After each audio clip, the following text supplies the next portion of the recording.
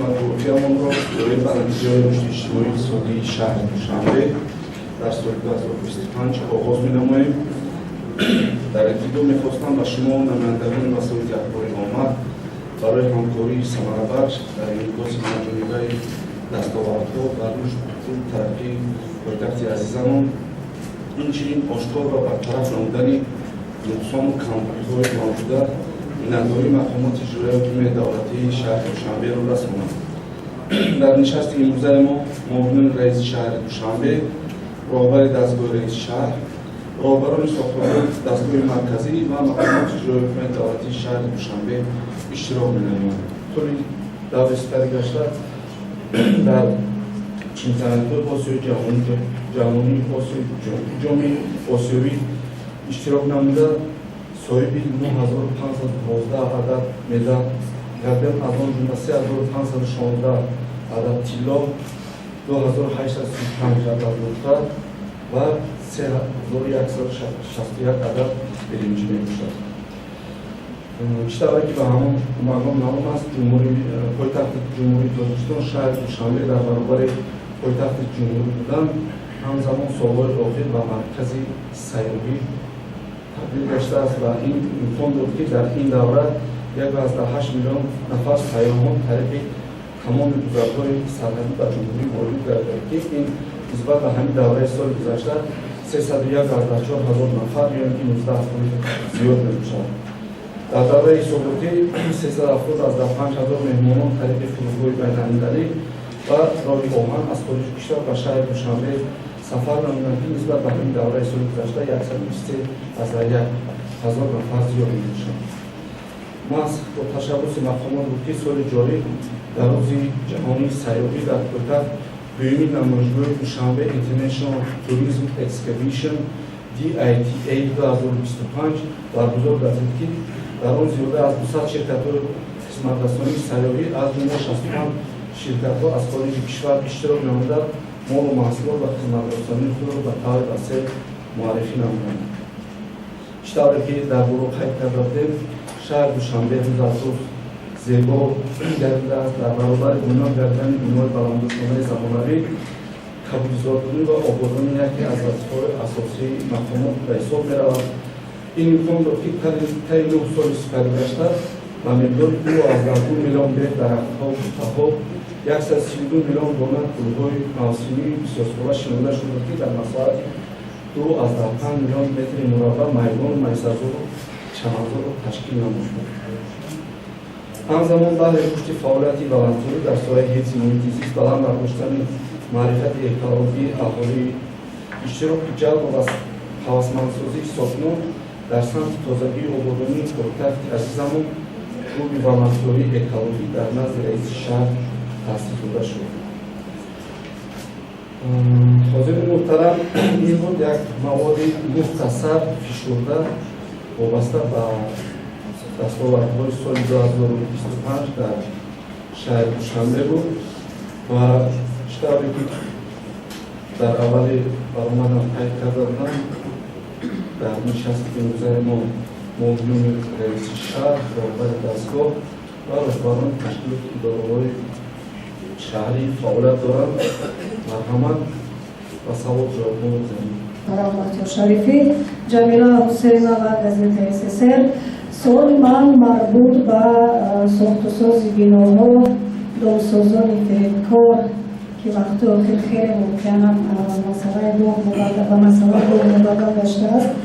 آیا شما امور دارید که چند نفر یا چند شرکت بناسازی که با ساختن بنای استقامتی نمی‌مانند مکتب یا صاحبکاران انفرادی که با ساختمان بناها مشغولند پرونده شدند؟ خیلی زیاد شکایت مردم خیلی زیاد از خودش یک تیپی سوهای بس است. برخی از همکاران ما از اونجا خانه گرفتن، یک خانه به نام 6-7 نفر است. خیلی بناهایی هستند که از کمیسیون دولتی سال 70 گذشته نمیتوانند. من خودم در این گونه بنا زندگی میکنم. باور کنید سوء استفاده از نام رئیس شهر میکنم و دست به فریب میزنم. خیلی زیاد شده از شکایتی خانه خراب از دامسازان. آیا یکان فهرست داره در دست کیها هم چند نفرند کی پرونده شده است کی در فرار است اگر باشد تشکری زیاد و من بسیار میخواستم به این مسئله شما توجه کنید ما میدانیم شما میتوانید واقعا بار دیگر میگم صاحبکارانی که به ساختمان دست میزنند یا شرکت ها واقعا هم از نام رئیس شهر سوء استفاده میکنند و این حتما آینده از خود یک درکی کلان خواهد بود چون که قرار برای بینه 16 و 16 میگیرم و میبینید که 17 و 18 فکت هست من به شما پیشنهاد میکنم یا توقفگاه باید باشد طبق قرار رئیس شهر میبینید وقتی میبینی علاقه خونه کرده فروختگی این ممکن نیست این سوالی یکم اگر روی خطی همین گونه افراد باشد در حکومت شهر یا در معماری یا چون مقامات قدرتی میگوید 22 نفر پرونده شدند محض بناسازان دمسازان سال دیگر هم اگر خیلی کوتاه باشد فکر میکنم اسماعیل زاده میتوان پاسخ دهد در موردی گفتیم ما با کارخانه واحدی دولتی ذخیره ها یک چنین دم گذاردیم باور کنید وقتی خیلی به تنظیم آمده است اون اژیوتاژی که بود که 85 سامانی نرخ است و 105 سامانی میفروشد خیلی کم شده است و ما چند بار دیدیم اسماعیل زاده در بازارهای دهقان سخاوت ما شما را دیدیم ریت‌ها گذراندیم سپاس از شما چرا همین نرخ نمیتوانید نگاه دارید نظر شما تشکر وابسته به حالتی که شما قرائت کردید در حقیقت همین حالت دیده میشود این یک حالت ننگاور است دیده و دانسته یک خانه را با 3-4 نفر به فروش رسانده از جمله بعضی صاحبکاران که آنها رو صاحبکار هم گفته نمیتونیم اون خلاب است اون جنایتکار است وابسته به این محترم رئیس شهر هم همه وقت مثلا تحت نظارت جدی قرار میدن به خاطری که همین حالت ها بین به تکرار نیابند طبق پیشنهاد و دستور محترم رئیس شهر شنبه روستایی عمری و سرمعمار و دیگر ساختمان مربوطه به ساختمان سر کار دارند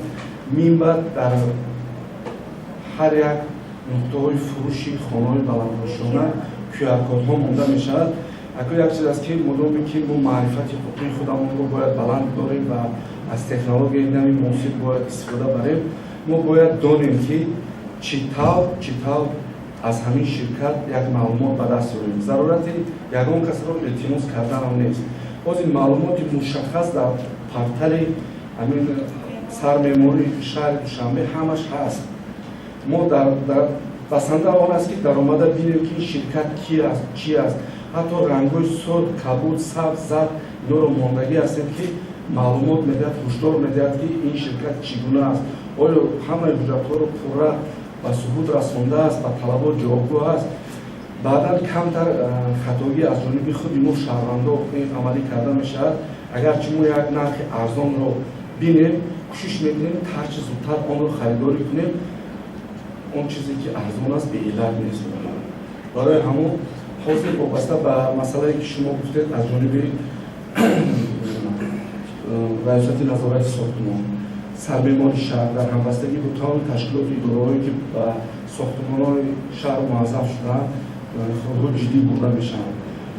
مرحله به مرحله آن صاحبکارانی که در دوام فعالیت کارشون تاریخی نه اونقدر خوب دارن می‌باید ما با آنها فعالیت نمی‌کنیم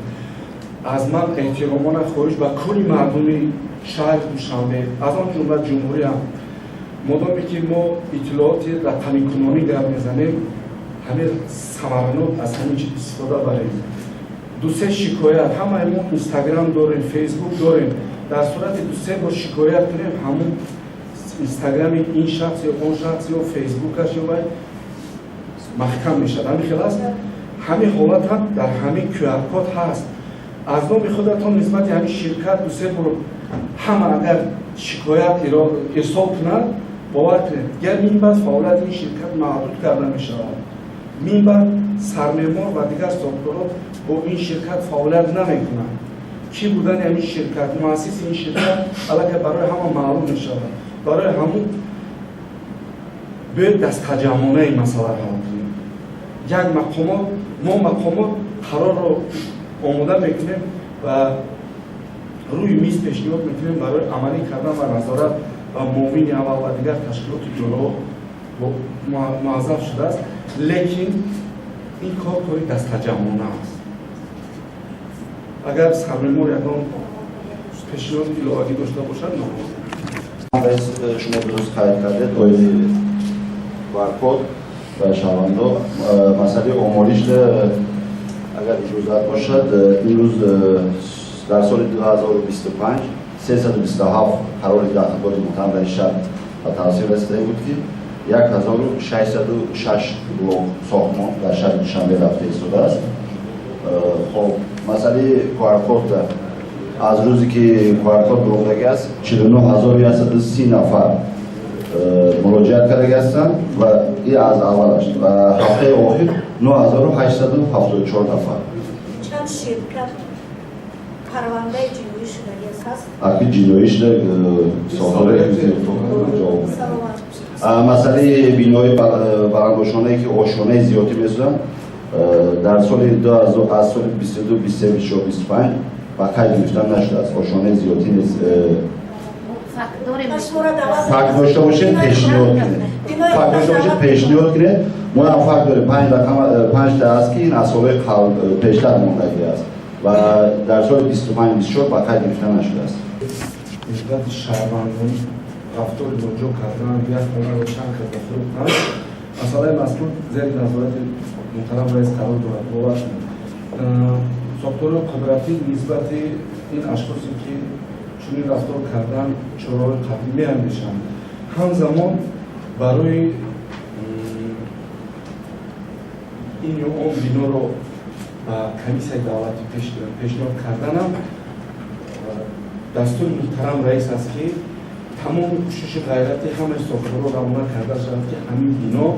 هر چه زودتر به ترازی ساختار دولتی داخل کرده شود. من باور کنید از انشاءات‌هایی که با کمیسیون دولتی پیشنهاد کرده میشود دیدن نمی‌کنم. بعضی شهروندان در قبول این راهبریت آمدن شکایت می‌کنند که ما طور زیاده از 5 سال زندگی می‌کنیم، ما نام‌نویس شهر نیستیم، ما حتی یکم سپرفته یکم چیز گرفتن نمی‌توانیم که فرزند رو یکم اعضای اولامون رو در یکم جو معرفی کنیم. وابسته به این موضوع کاربری شده ایستاده است روی خطی انشاءات‌هایی که از کمیسیون دولتی نگذاشتن و سبب نگذاشتن آن این زمان همش آماده شده است. در همبستگی با ساختارهای مربوطه مقامات ما همین رو نقشه چوربینی آماده کردگیم. در همبستگی با ساختارهای دخلدار پی در پی آنها رو هم کمیسیون کاری و هم کمیسیون دولتی گذاشته به حواس می‌مونیم. این هم وعده می‌دیم که مرحله با مرحله مهندسه پس سر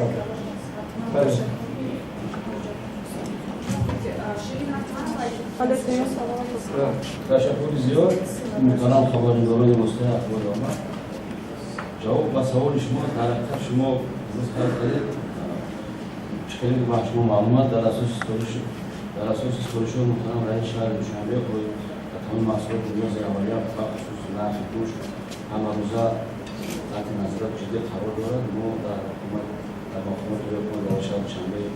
با ساختارهای داخلی کاری تحصیل داده هستیم. همه روزا تحت نظارت واردات فروشان ارزیابی حکومت با دولتی خرید و ذخیره و فروش محصول می‌آورده اما طبق نقشه تامین کرده است. تامین وزارت همچنین شده است. این حالت شما مختلفی یک بار پیش از سال زن در حد آشکار شد و همون زمان روی ماندگی زمانه باور تصاحب شده و سوی کل همه برگشت از فرصت استفاده بوده و من کارو دست می‌زند. ما همون زمان با همون سوی رو تحت نظر جدی می‌گیریم و راهبری بزرگ شرط ما را خلق کنند و بس کنند.